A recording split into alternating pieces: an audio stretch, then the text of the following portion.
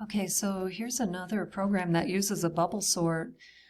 This time I'm doing it with the gelato flavors and the calories. Notice we have parallel arrays going on here. I have sorted them in ascending order with the lowest calorie option at the top. Let's say somebody was on a diet or something, and so we want to show them the best choices at the top there. So let's take a look at this. Now the bubble sort is the same, but we've got two parallel arrays in this program, so we have to be careful. One thing, and I'll show you the code in just a minute, but what if I had sorted the calories but left the flavors as they were?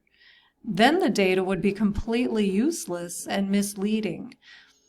So you have to be careful when you're doing a sort on parallel arrays. You have to, if you're going to do a swap, you've got to have two sets of swaps to swap both arrays, okay? Because you can't swap the one and then just leave the other as in the same order that it was in, because the whole nature of parallel arrays is that they have corresponding data in their in the indexes. So you just need to be very careful. All right, so let's take a look at this. So we have, as before, the names of the flavors as well as the calories. Okay, everything is very carefully populated. Salted caramel is the highest with 450. Okay, mango is the lowest at 300 calories. That's number 6. Okay, so again, order matters.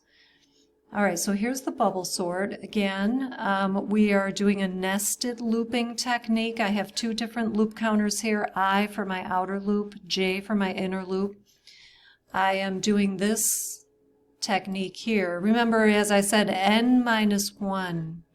N minus 1 times is the number of times those loops have to go. N being the number of elements in the array. Now again, we have another 10, another group of 10 elements here in each array, so just like in the last program. So could I have hard-coded a 9 here and here? Yeah, I could, but this is better, because what if I want to add more flavors or take some away? I don't have to worry about the loops and the way they're set up. Okay, so inside we are doing the comparison. If the current value that I'm looking at is greater than the one after it, the one next to it.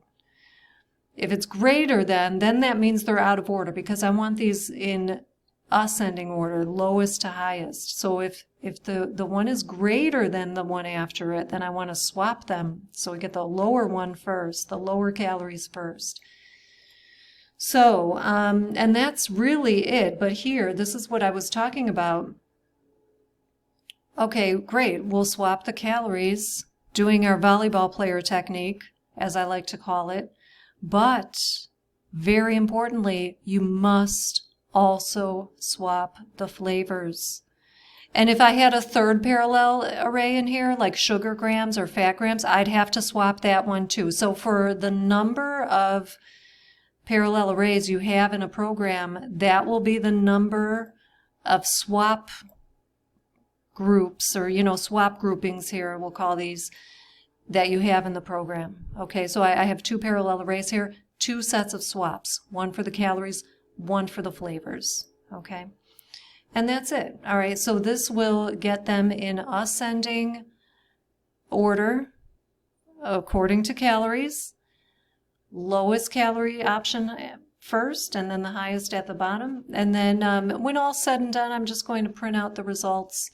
And this is from before, just doing a quick loop. I have I as the loop counter here. I think I'll change that. It's not hurting anything reusing that I as a loop counter, but I just like to be really clear in my examples. And so we'll use Z for the final loop. And again, just, printing out those values from the arrays, which are now sorted because of the bubble sort.